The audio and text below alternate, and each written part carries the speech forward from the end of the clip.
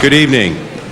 I'm Bob Berdahl, and I have the pleasure of being Chancellor of this university and also the great pleasure of introducing this program tonight, a lively rematch of the debate between Christopher Hitchens, contributing editor at Vanity Fair and former I.F. Stone Fellow at the Journalism School, and Mark Danner, professor at the Journalism School and staff writer for The New Yorker. The debate tonight is sponsored by the Goldman Forum on Press and Foreign Affairs. This series of lectures, dialogues, scholarships that it provides is meant to foster debate on how critical world issues are covered in the American media and how they can be covered more effectively. We're very grateful for the support of Richard Goldman, one of the university's major benefactors and friends. Our hosts tonight are the Berkeley School of Journalism and the World Affairs Council of Northern California.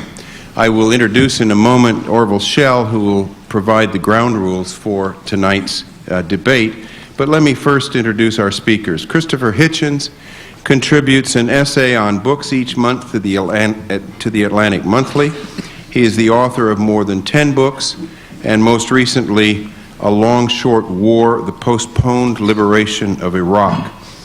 He's a contributing editor to Vanity Fair, has written for many American and English periodicals, including The Nation, the London Review of Books, the Los Angeles Times Book Review, Slate, the New York Review of Books, Newsweek, the Times Literary Supplement, and the Washington Post. Hitchens began his career in England in the 1970s as a writer for the New Statesman and the Evening Standard. From 1977 to 79, he worked for London's Daily Express as a foreign correspondent and then returned to the New Statesman as foreign editor, where he worked from 79 to 81. Hitchens has also served as the Washington editor for Harper's and as the U.S. correspondent for The Spectator and the Times Literary Supplement. From 1986 to 92, he was the book review critic at the New York Newsday. He's also been visiting professor at Berkeley, as I've indicated, at the University of Pittsburgh and the New School for Social Research. Mark Danner, a professor at the Graduate School of Journalism and staff writer for The New Yorker, has just returned from a reporting trip to Baghdad. He has written extensively on Haiti, Central America, the Balkans, and the development of American foreign policy in Europe and the Middle East. Danner joined The New Yorker's staff in April of 1990, 5 months after the magazine published his three-part series on Haiti, A Reporter at Large Beyond the Mountains, which won the 1990 National Magazine Award for reporting. On December 6, 1993, for the second time in its history, The New Yorker devoted its entire issue to one article, Danner's piece on an investigation into the notorious massacre in a remote Salvadorian town. He won an Overseas Press Club Award and other awards for this work. Danner's book on the massacre was published in 1994 and was recognized by the New York Times Book Review as one of the notable books of the year. Danner's study of Haiti, Beyond the Mountains, The Legacy of Duvalier, is forthcoming from Metropolitan Books. As you can see, we have much expertise to draw on tonight, and I want to thank you all in advance for your attendance. This promises to be an extraordinarily interesting and lively debate. And now it's my great pleasure to introduce the Dean of the School of Journalism, Orville Schell, who will provide us with the ground rules for the discussion. Orville.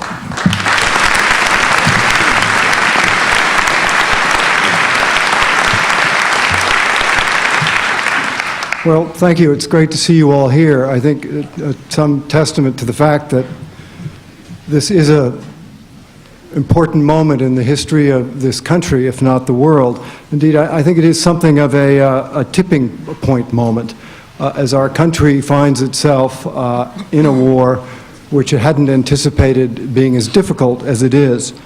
And as we find the nation, I think, increasingly polarized around what we have done and what we might do.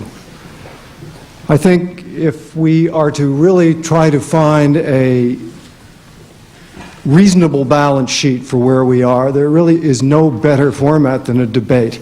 I think we're all rather weary of hearing people yell at each other on television. There's something reassuring about a formal debate where people actually have a chance to say what they mean, disagree with each other, and then challenge each other. I think the proposition that we are here to debate tonight is the following, and I quote President Bush: "I will defend my record at the appropriate time and look forward to it. I'll say that the world is more peaceful and more free under my leadership, and that America is more secure. That will be how I will begin describing our foreign policy." And in effect, I think this is what we are going to be discussing here tonight. I want to read one other quote, sort of by way of setting the backdrop for this debate. It goes like this: "Trying to eliminate Saddam would have incurred incalculable human and political costs. Apprehending him was probably impossible. We would have been forced to occupy Baghdad and, in effect, rule Iraq. There was no viable exit strategy we could see, violating another of our principles. Going in and occupying Iraq, thus unilaterally exceeding the United Nations mandate, would have destroyed the precedent of international response to aggression that we hoped to establish. Had we gone the invasion route, the United States could conceivably still be an occupying power in a bitterly and hostile land."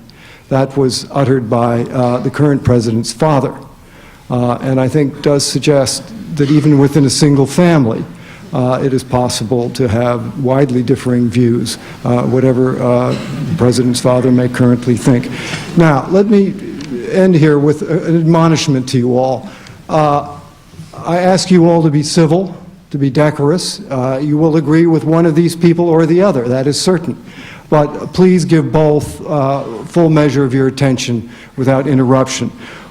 The Dean, my valued colleague and comrade Allshell, has spared me my introductory paragraph, which I recently combed from the memoirs of George Bush and Brent Scowcroft, by reading it out to you himself. I think I'll just review it again in its entirety, though, to give you the full horror of Chapter 19 of A World Transformed, the work of President Bush Sr. and General Brent Scowcroft, because Orwell not unnaturally condensed it slightly. It's a dense paragraph of apparent prescience, first published in 1998.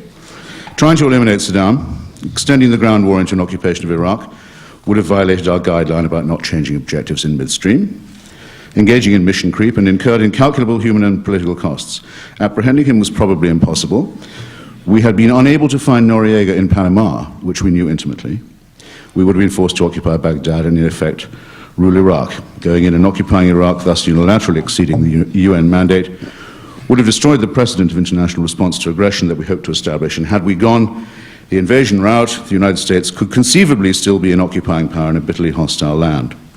Now, if you make the relevant allowances of differences of emphasis and of confusion that I think is possibly willful here about the historical record, because after all, it was on the Bush-Scowcroft watch that Manuel Noriega was successfully apprehended. So pessimistic are they, in fact, in this account, that they fail to register one of their own successes. One could not, I think, have a better paraphrase of what is an emerging left-right conventional wisdom, extending all the way from Pat Buchanan to General Clark. And like its more recent emulators, it has another thing in common. It represents the anti-Saddam war, or the campaign for regime change in Iraq, or the American invasion of Iraq, or the Anglo-American invasion of Iraq, or whatever you choose to call it. It represents that outcome as something not other than elective, something that was voluntary, that was voulu, rather than as I will maintain, shall maintain, and have maintained all along, something inescapable, unpostponable, ineluctable. It's also, if you care to notice, and some of you will, the exact same logic that was also employed by President Bush and General Scowcroft and many others to justify their policy of staying out of Bosnia-Herzegovina, staying out of Kosovo, and in general of deciding to let the Balkans run as they did, rather than to intervene. So it's an argument with a long history that's not as glorious as its apparent prescience, prudence, or common sense may make it sound. That's not to say that I haven't noticed another thing about the present debate, which is a slightly distressing tendency by those who support the intervention of resting their case largely on the underreported good news. Like Mark, I've been in Iraq myself since we last met, and I certainly wouldn't deny, and I'm fond of asserting, that there's a great deal to celebrate in the new Iraq. The restoration of the ecology of the southern marshes, for example, the largest wetlands in the Middle East, the home of the Marsh Arabs, the emancipation of the media, and the consequent enormous burgeoning of electronic and print revolution, the emancipation of the schools and universities, the consolidation of Kurdish autonomy, the opening of the mass graves and the secret prisons. All of these are magnificent things, but those who want to take credit for them must, of course, by an axiom, automatically accept the blame for the huge lacunae in matters such as water or power or security that go along with this success. And in my view, if one is prepared to support a cause, one must be prepared to support it when it is going badly.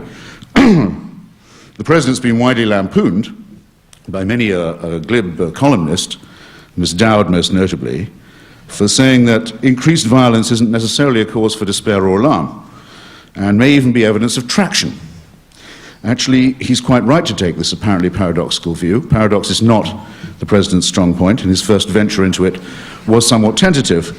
And to my knowledge, actually, and in my hearing, that view was first expressed by General John Abizaid, a very seasoned soldier in many theaters of war and revolution.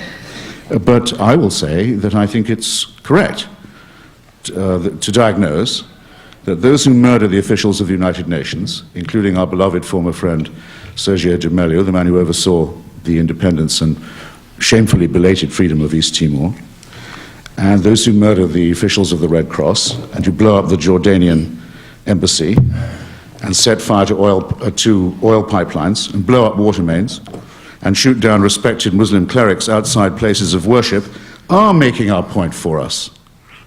And their desperation is an accurate guide. There's no justifiable way that a country as populous and important as Iraq can possibly be left at the mercy of such people, and I would argue, have always argued, that there never was any justification for leaving Iraq the prisoner of such people. So the counsel of prudence espoused by Bush and Scowcroft and their new liberal emulators is a sort of pseudo-realism. It's not as practical or as hard-headed or as prudent as it purports to be. Even in the year when it was instated, when it was decided to go no further in the quarrel with Saddam Hussein, it did have a number of very obvious disadvantages. Number one, it left Saddam Hussein, a psychopathic sadist and megalomaniac, in sole charge of Iraq and its people. It left the Iraqi people under United Nations sanctions, which the regime itself could mostly evade, but which very greatly punished the population, and seems to have had a very degrading effect on society and its infrastructure.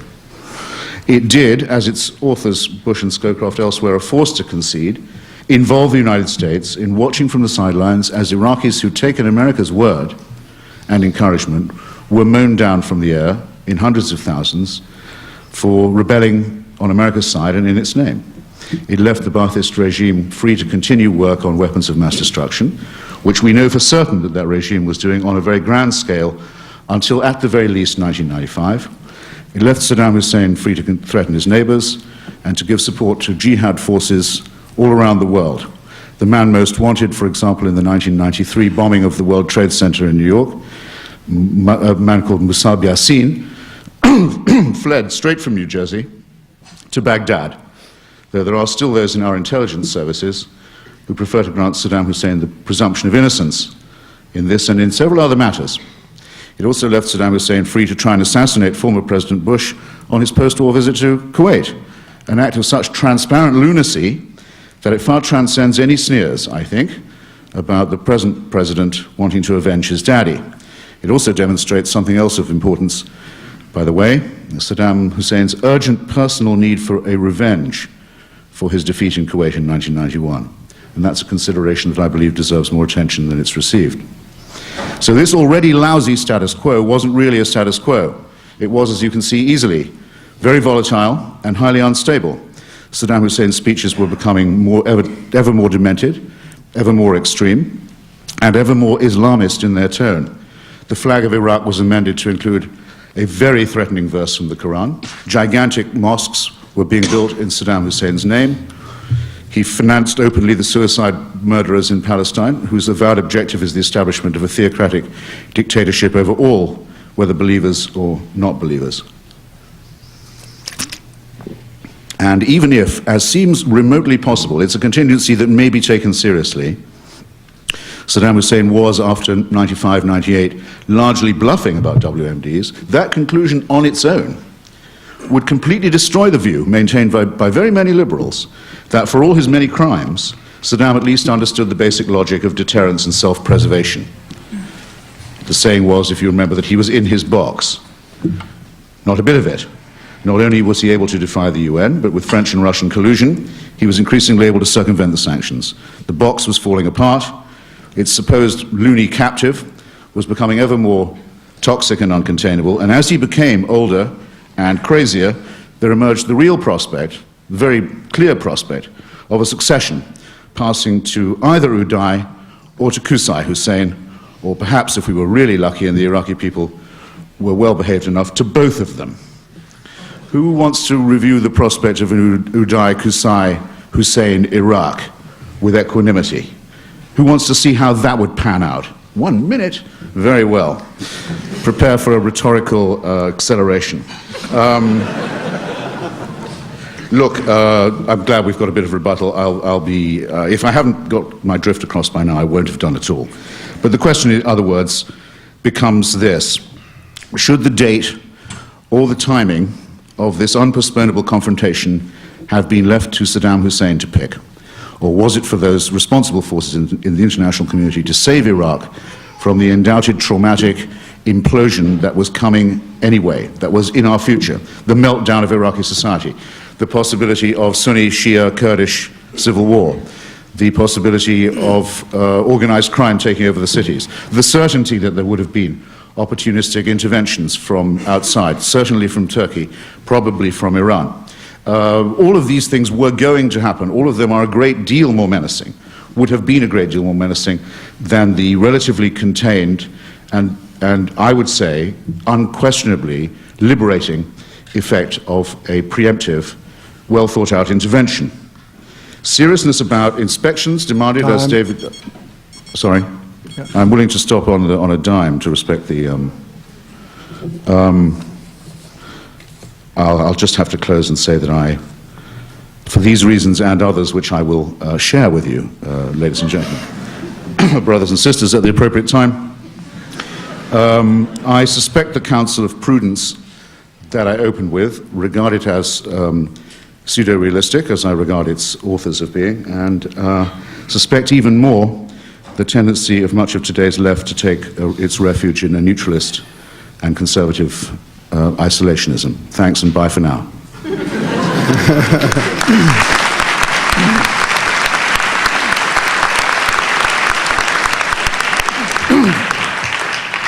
Mark Danner, 10 minutes.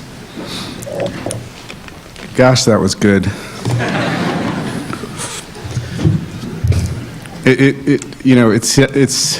I feel saddened that I have to point out the distance of those beautiful remarks from the truth of what's going on the ground. It feels like, I don't know, willfully destroying a masterpiece somehow. Our subject tonight is, has Bush made us safer? I'm going to begin, before I take up some of what Christopher had to say, with an attempt to answer that question. And I ask all of you sitting in the hall to think about it in personal terms. Has Bush made me safer?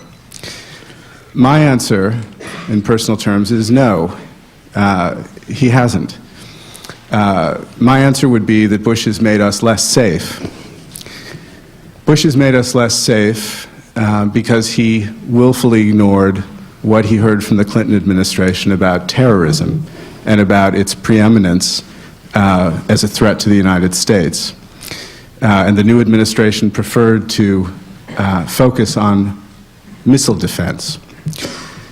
George Bush made us less safe, or has left us less safe, because the president responded to an attack on Washington and New York by invading Afghanistan and then leaving it as insecure as he found it, letting al-Qaeda and the Taliban flow back into a vacuum that U.S. forces left.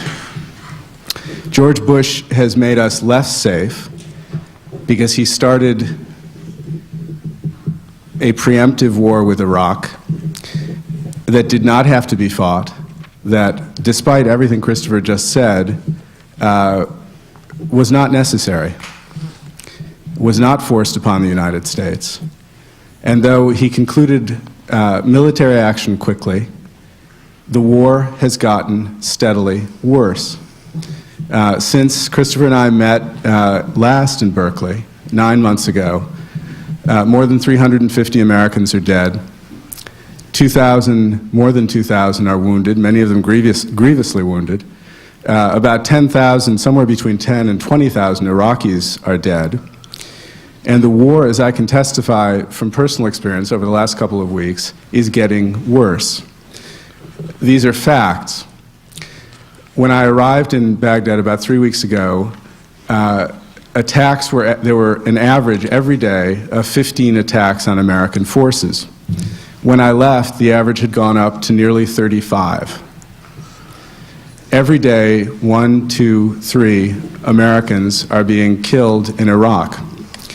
And for all the talk about the fact that 80% of the country, 60% of the country, 95% of the country is perfectly fine and pacified, in fact, the area in which fighting is going on, in which Americans and Iraqis are being killed, is steadily broadening. Since major combat was declared over, the situation has steadily gotten worse, and over the last 2 weeks, it has gotten dramatically worse.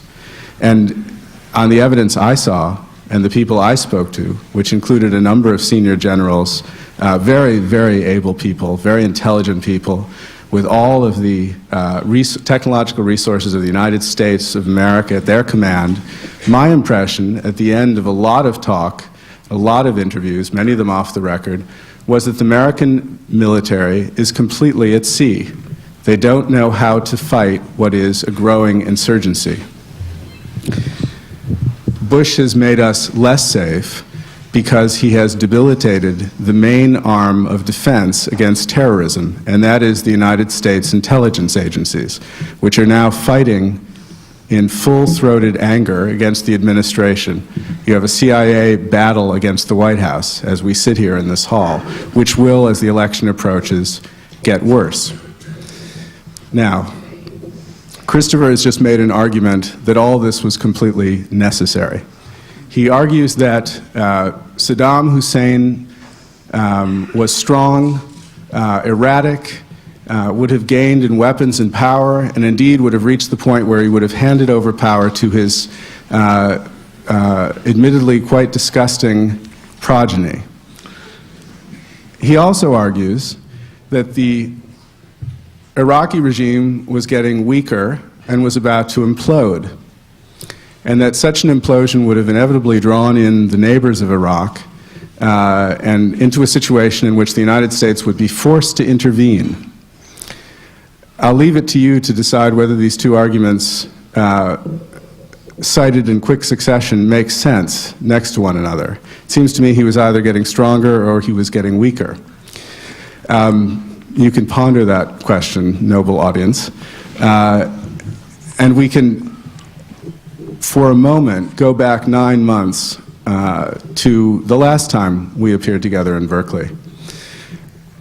As I recall, Christopher argued very vehemently that the United States was under imminent threat from weapons of mass destruction, that those weapons were being hidden, that the inspectors who were sent by the United Nations to find them were thoroughly incapable of doing so, that indeed a nuclear weapon could be produced by the Iraqi regime in relatively short order.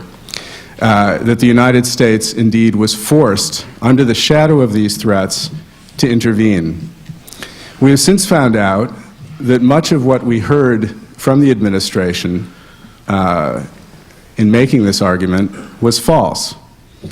We know much of the intelligence information was, how should we put it, crooked, exaggerated, manipulated. We've heard this from leaks from within the administration, and particularly from the CIA, and we have seen it with our own eyes. Donald Rumsfeld said, "We know where these weapons are." Condoleezza Rice said, "This threat may become a mushroom cloud." All of these things were false. That doesn't necessarily constitute a decisive argument for not going to war with Iraq. It should leave us as citizens somewhat skeptical of the arguments now put forward by those who argued these things a mere few months ago. The citizens of the United States were essentially swindled into supporting a war that was not necessary. They were swindled into supporting a war that is getting more serious, more difficult by the day. They were told that an imminent threat had to be confronted. And in fact, I would argue, the country has become involved in a war that will end up becoming a self-fulfilling prophecy. It was a war against terror. Well, you have a situation on the ground where more and more jihadists are coming over what are now fairly open borders into Iraq. Were we worried at the time that Iraqis would be killing Americans? Well, they are doing so right now. Were we worried there would be more suicide bombing? Well, we see it on our television screens every day. Are we hearing arguments, as Christopher so delightfully put it in characterizing George Bush's talent for paradox, that these attacks show us quite simply that the opponent is becoming more desperate? Well, that's a fascinating argument. I guess it would lead us to believe that when the attacks stop, that is the time to really worry.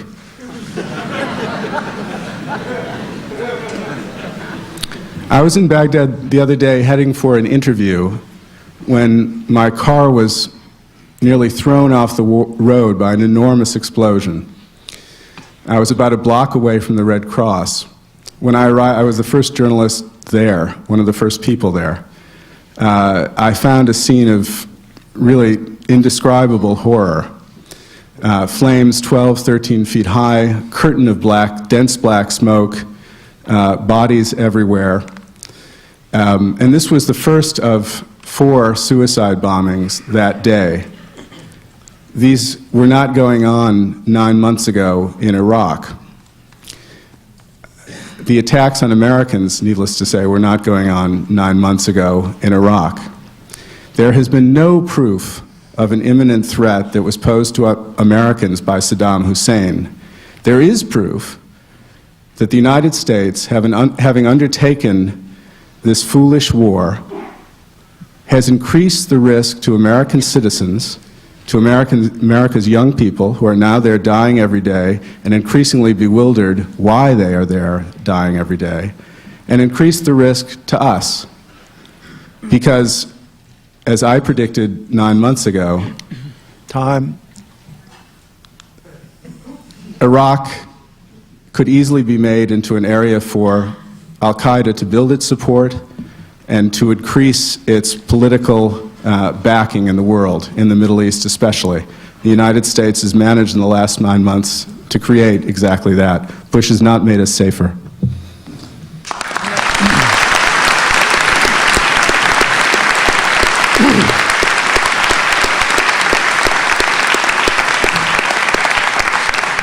Seven minutes for rebuttal. Hitchens?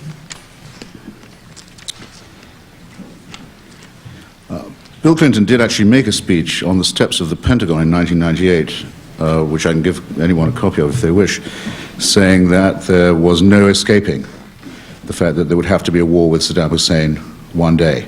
It is the speech that is given out by every neoconservative organization in Washington as the classic statement of what American foreign policy priorities were then and should have been.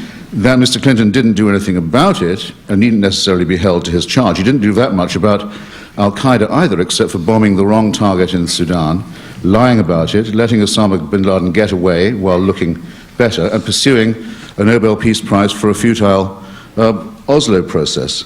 If you don't believe that, you might be willing to believe that Afghanistan is less safe now, I think I quote Mark Tanner correctly, less safe now than it was when the Taliban was in power and it was the hinterland country for al-Qaeda. This is Afghanistan which for the first time in a very long time has its women folk going to school, is promulgating a constitution that was published yesterday, is building a road system between Kandahar and Kabul.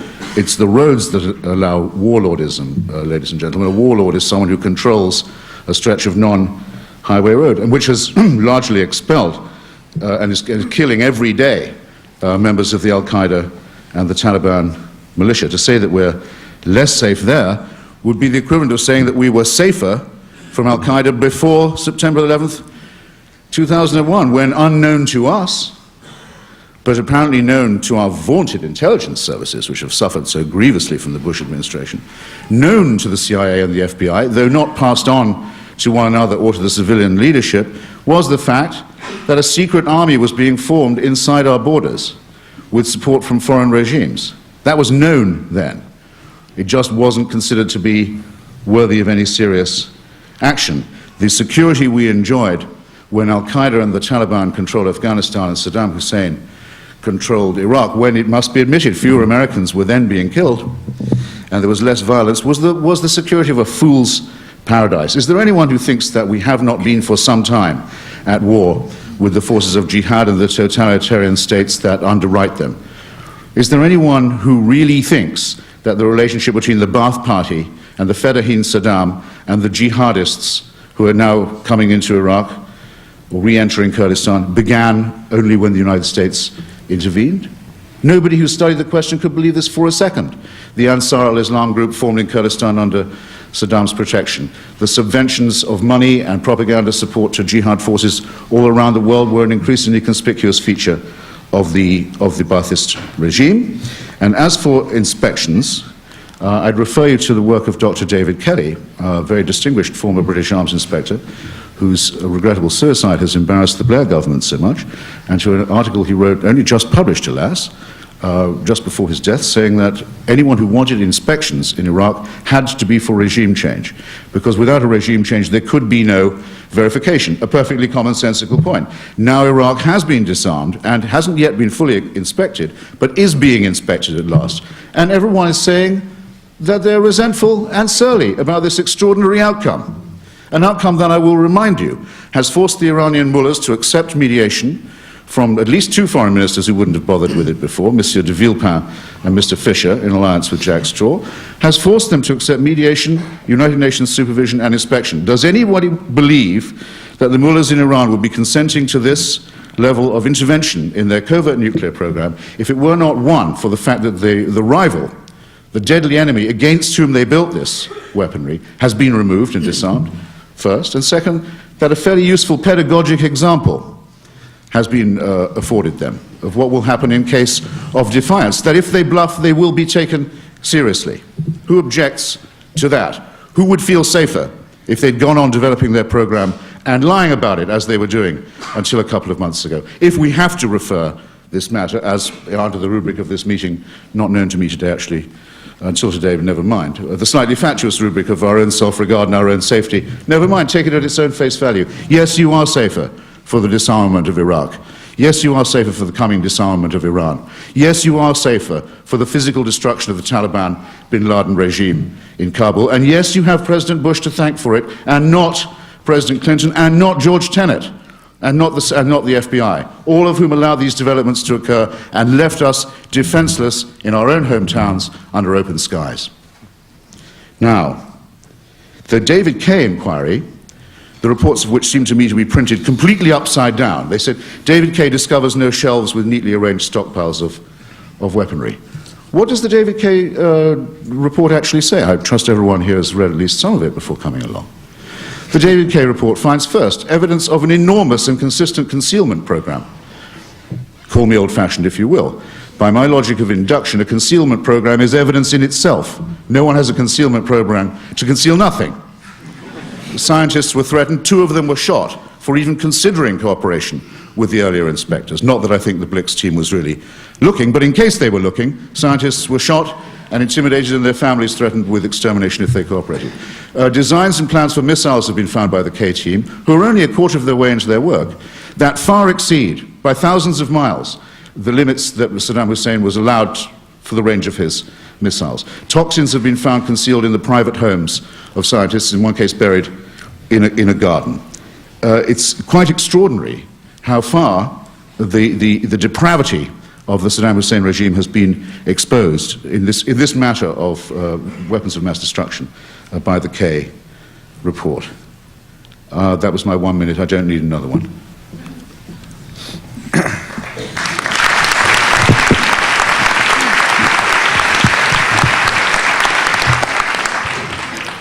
7 minutes, Mark Danner.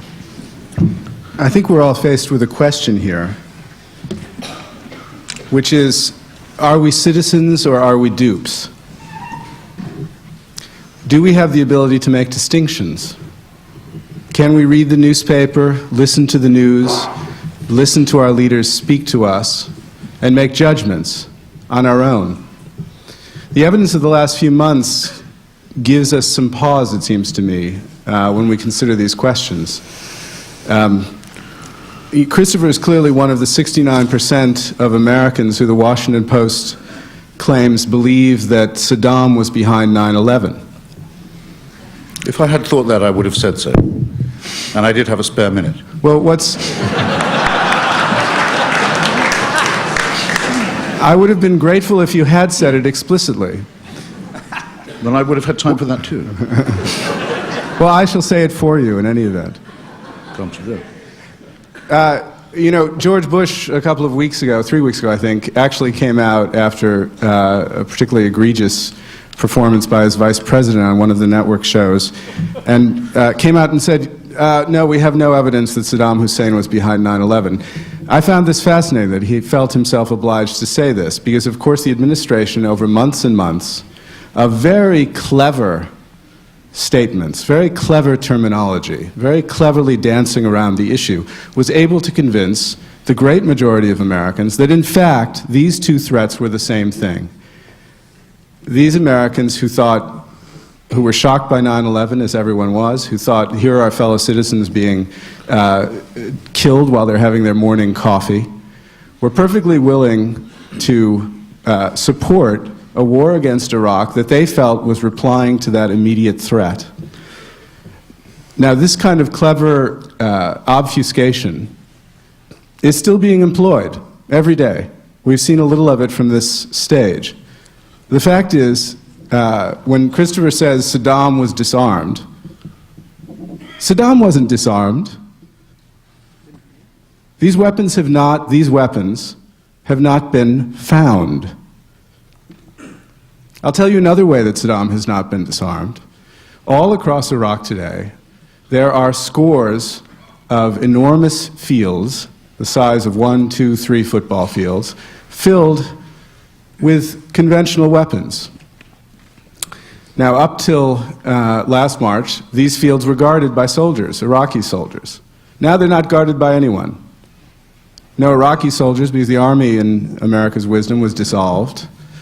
No American soldiers, because there aren't enough of them in country to do it.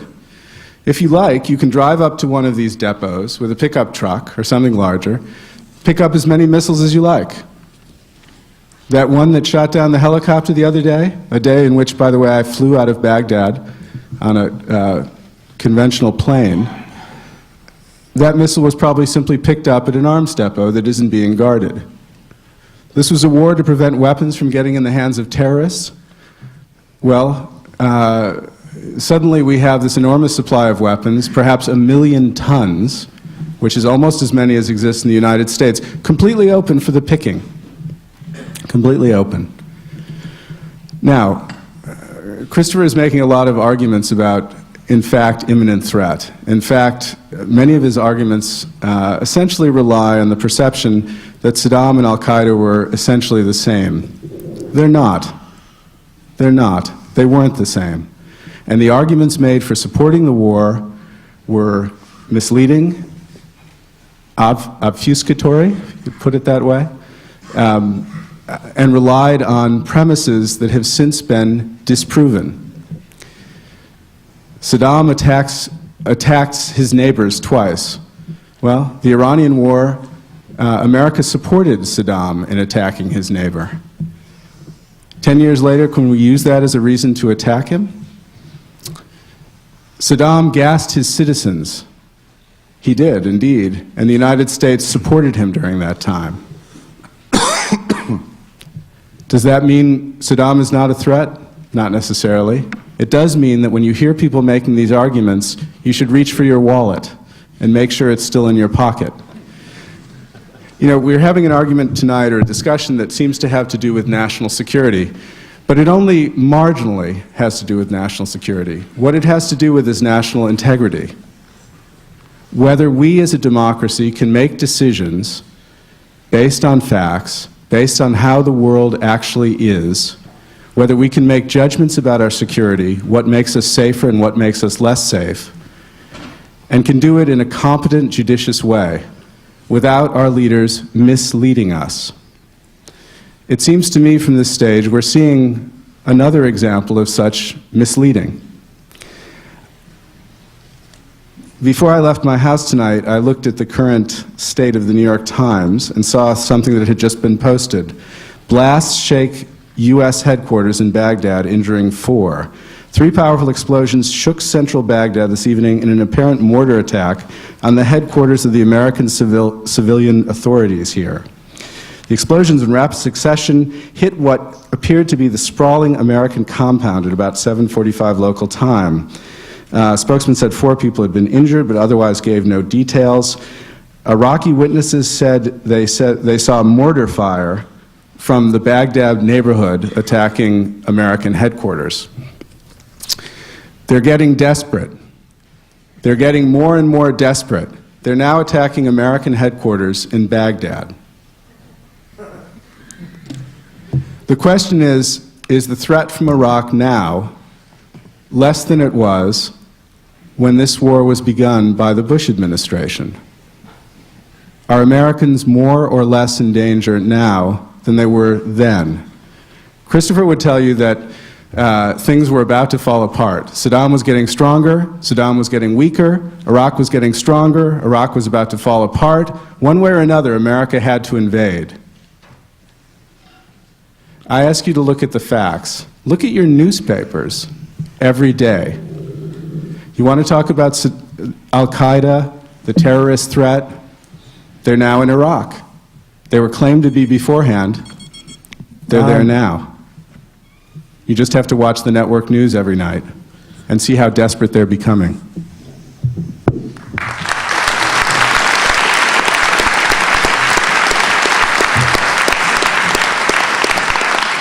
Seven minutes for Hitchens. Well, I decided to become a journalist in part because I didn't want to have to rely on the newspapers. And I'm still very sorry for people for whom that is their source of news. I think I can decently maintain that the George Bush School of Paradox, as updated by Mark to try and catch me in saying that the Saddam Hussein regime was A, getting much worse, and B, getting more unstable, is not in fact a contradiction. Both things could be true, and both things would have been true, and the eventual implosion of the society and the state would have been the more gruesome and bloody as a result, and if it was unsupervised by the international community, even more bloody still. The obfuscation perpetrated by the Bush regime to convince 68% of the population that Saddam Hussein was behind the 9/11 attacks must have been as clever as Mark says it was, since the administration never in fact made that claim, and has never made it, and has repeatedly repudiated it. That's my point exactly. This is quite a scale of obfuscation. It might argue for a certain amount of credulity on the part of the American public, but that, as I say, could also be to do with the newspapers that they are or are not reading. That there is a connection between Saddamism and jihadism, I think, need not be doubted.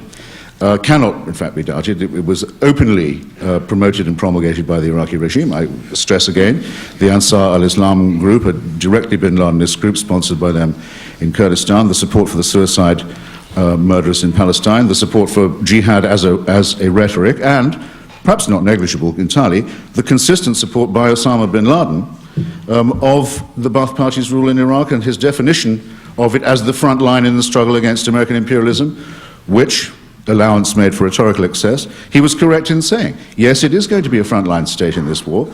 I'm not in favor of crying before we have been seriously hurt. The 87 billion hasn't kicked in yet. The United States has absolute military superiority in Iraq. To listen to Mark Downey, you would think we were on the verge of a military defeat in a war that quite simply cannot be lost, for the sake not just of the Iraqis, but of ourselves. The war's barely begun. I'm not in favor of the raising of any white flag at this point. Now, I may add on the matter of obfuscation and misapprehension about responsibility here, that though the Bush regime did not say, has never said, that Saddam Hussein was directly behind 9/11, the flagship magazine of the peace movement, my former employers of the nation, are the publishers of a very widely sold and distributed book by Gore Vidal, which says that George Bush was the man behind 9/11. Now, fortunately, 68% of the American people are not so bloody stupid as to believe that. But perhaps 70% of the peace movement, judging by the meetings I've attended and discussions I've heard and emails I get, are fully up for considering that as the root cause of our ills. Let's be clear what we're talking about, and let's not be flippant about matters of security. There was and there is a Hitler-Stalin pact between the forces of jihad and the force of Ba'athist totalitarianism. It's an honor to be on the other side from it. It's an honor to have as many Iraqi and Kurdish friends as I can claim who've already decided to risk their lives to do it, and for a long time were risking their lives alone, and I maintain risking them for our sakes as well.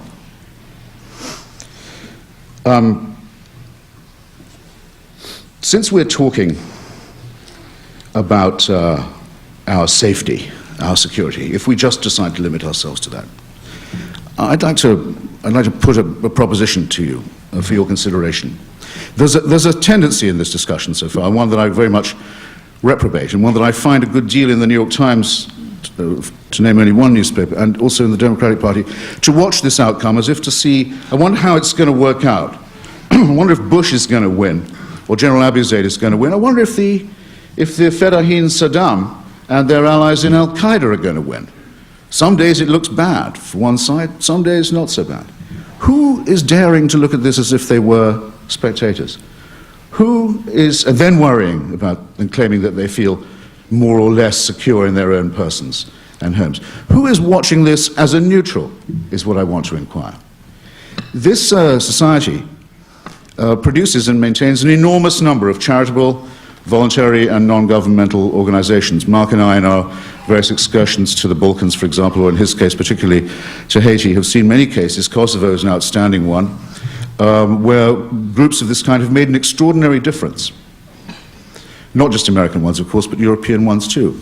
I find it deplorable in the extreme that from the United Nations itself, which is part of the headquarters group of many of these NGOs, all the way down to the American community level, that there are not people saying, what can we do to help the people of Iraq and Kurdistan? Are we watching as spectators? How dare we do this? Why are there not people helping the women's groups of Iraq to recover and defend their liberties? Why are there no volunteers in Kurdistan to help uncover the mass graves, to help dig wells, to help repair the roads? Why are there not people? The place where I'm standing is so full of green people that you can hardly bear it sometimes. The largest wetlands in the Middle East are put to the torch by Saddam Hussein, first drained and then burned. It's the greatest ecological disaster ever registered by the United Nations. The smoke from it could be seen from the space shuttle. You had to watch it then because Saddam Hussein was in charge of it all, as he was of all those weapons that are now lying around but no longer under his control. Now you don't have to watch. You can do something about it. Or you could have waited for him to do what he did when he was leaving Kuwait, for example, and flood the entire Gulf with burning oil, destroying not just the ecosystem and the animals, but the surrounding territory. It was thought that those fires were going to take 4 years to put out, fires that were set by a madman as he was leaving the country he had desolated and profaned. Thanks to Mr. Red Adair, of Texas, they were put out in 3 months. But everyone would prefer to sneer at that, wouldn't they, and say, oh, well, that's just profits for Halliburton and Bush's cronies. What must not be, and will not be by me at any rate, pardoned in this debate is any flippancy of that kind, any paranoid conspiracy theory garbage of the other kind I mentioned earlier, or any view that we have any right to regard this struggle as if it was a matter of indifference to us, and we are able and willing to take bets on the outcome as affectless neutrals. Don't let that be said of any of you here tonight. Thanks.